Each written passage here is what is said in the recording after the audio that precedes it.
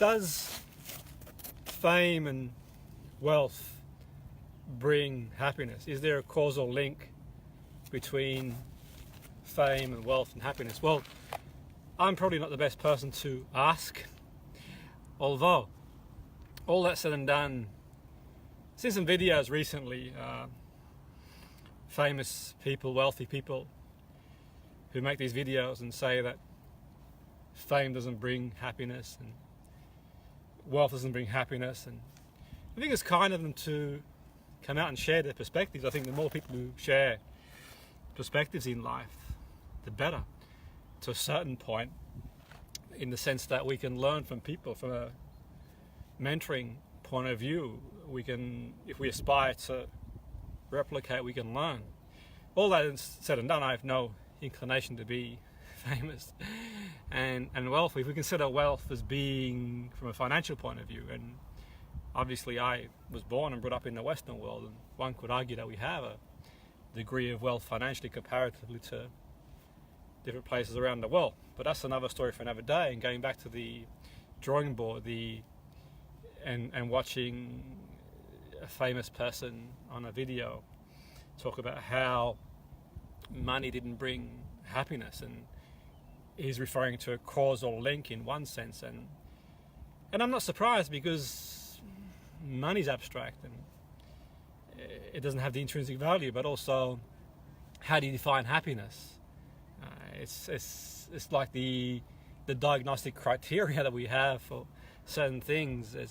Happiness is an abstract concept. What that means to one person is different to somebody else. And I think for me, when you hear someone famous say that, and like I said, I appreciate them taking the time to share their perspective, I have a sense of, I wouldn't say condescending, but I have a sense of, let me explain. A bit like, say for example, if you were at work.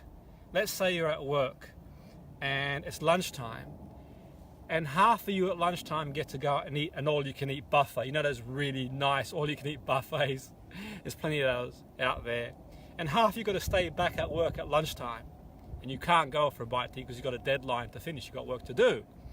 And the half of you who go out to work and eat, and just eat some wonderful food, if you want to call it wonderful food, and there's wonderful buffets, and you get back after lunch, you have an extended 2-hour lunch, and the people who are still working have eaten nothing all day. You say to them, actually, it wasn't all that was cracked up to be. I know it's a little bit different to that.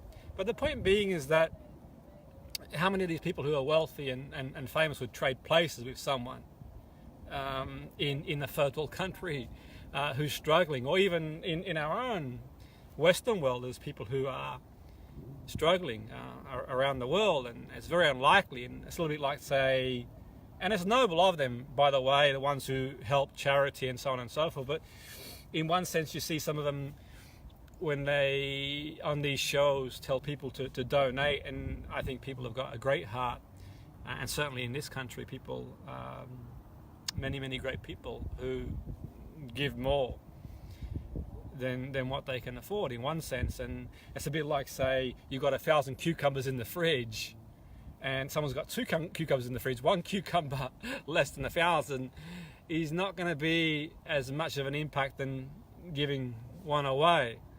You sort of get the gist of what I'm saying there. So whilst there is some value in what they're saying, and I think it's quite useful, there is a sense of perspective that these are correlative factors. I mean, first, it's a bit like, say, the diagnostic criteria manual. There's a lot of debate around that.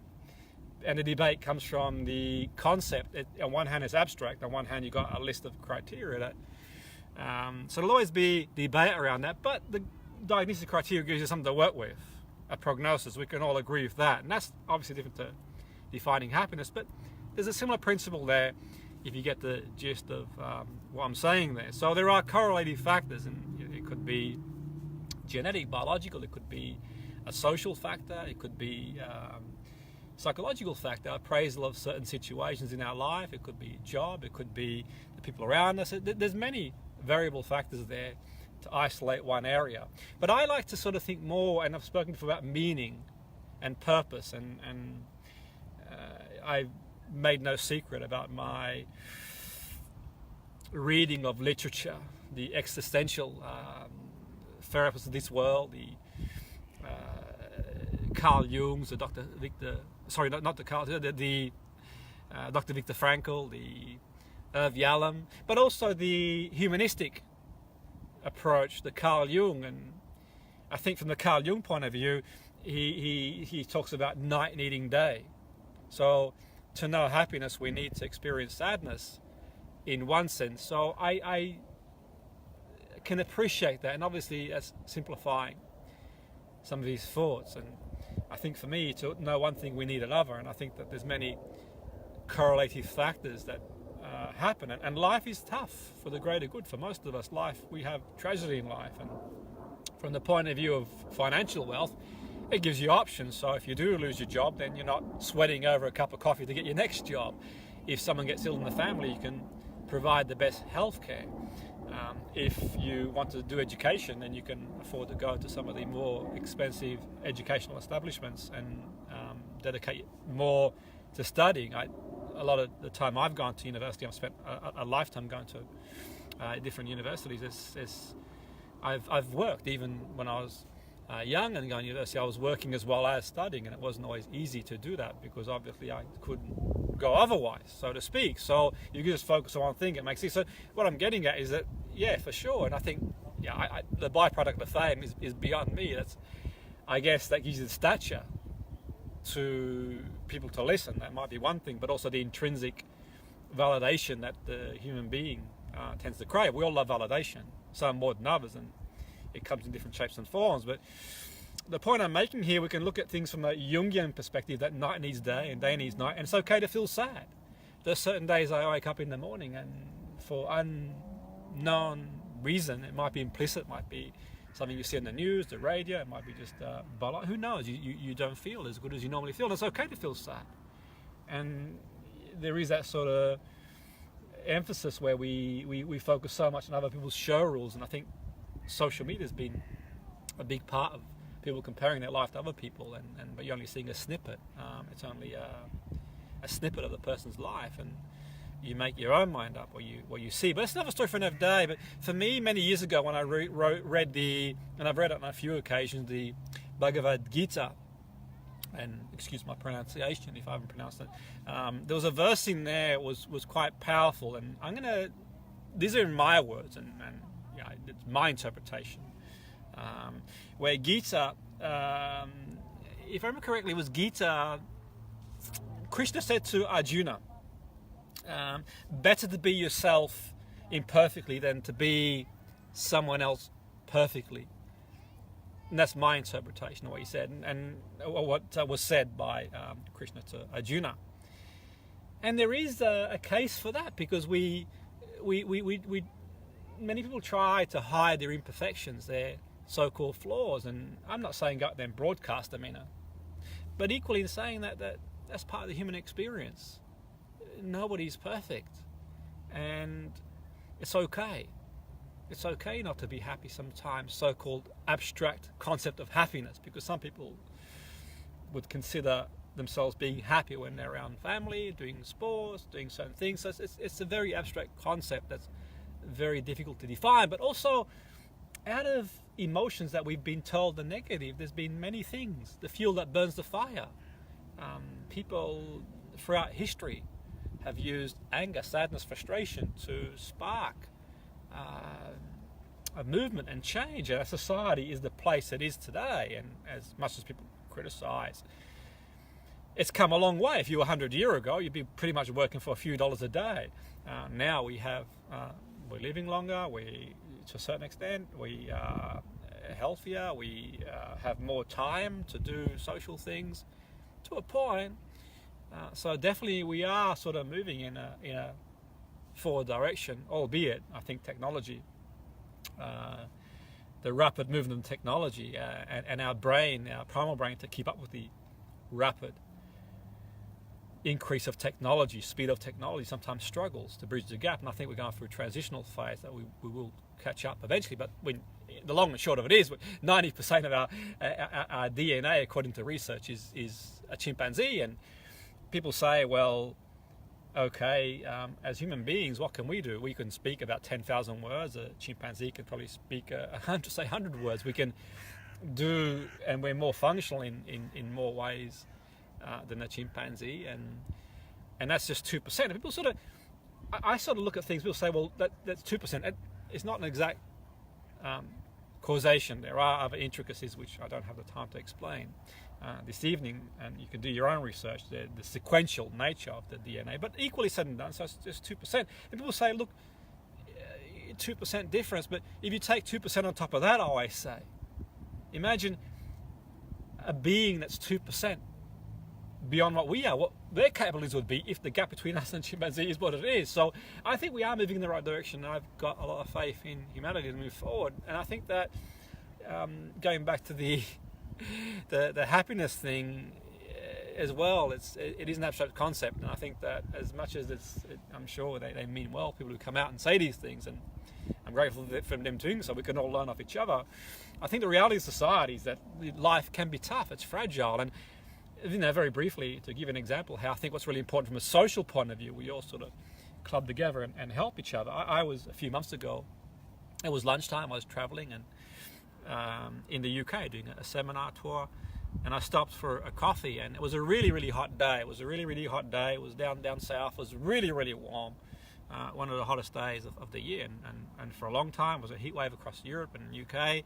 And I sat down and had this coffee, and I overheard this conversation between a group of gentlemen, and they'd been working on the roads from early morning, and I entered the conversation. I tend to sort of speak to people when I'm out and about, and I'm quite curious, and one person was saying how he had a condition, and I'm not a medical person. I think he was saying he had some sort of autoimmune condition, and he was in his 50s, and he was sort of digging roads all morning, and the other one had another chronic condition, and I think along with arthritis, and I don't know was the exact extent to what they had, but you could see that they were in pain and working, and that's the reality.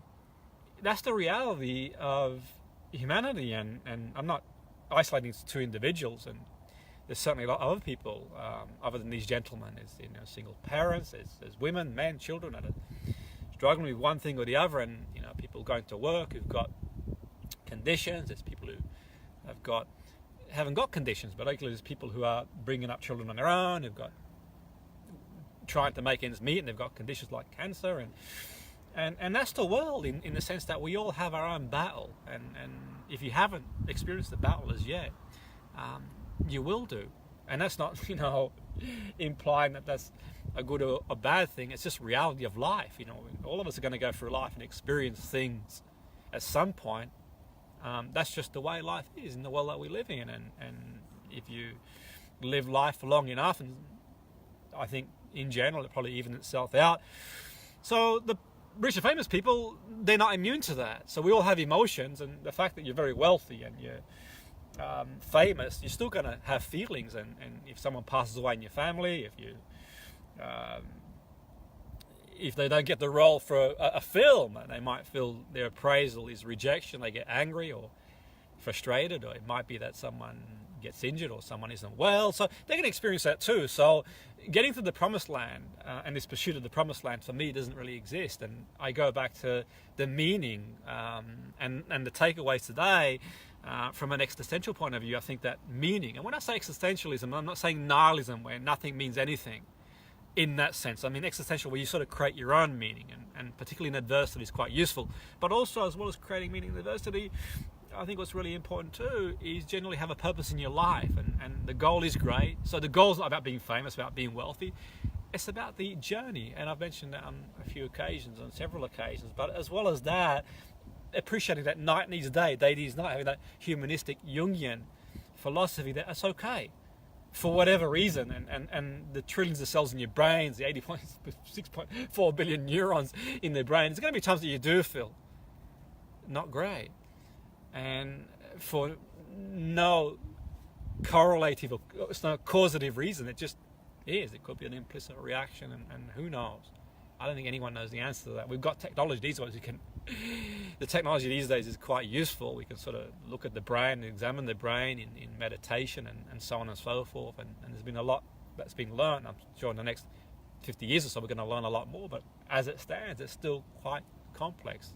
the human being is a complex system. We're an open system. We're always changing, so to speak. So I think it's important to sometimes form your own perspective and have your own thoughts, and certainly the takeaway for me is the meaning and also appreciating that to feel good we're going to have times that we feel bad.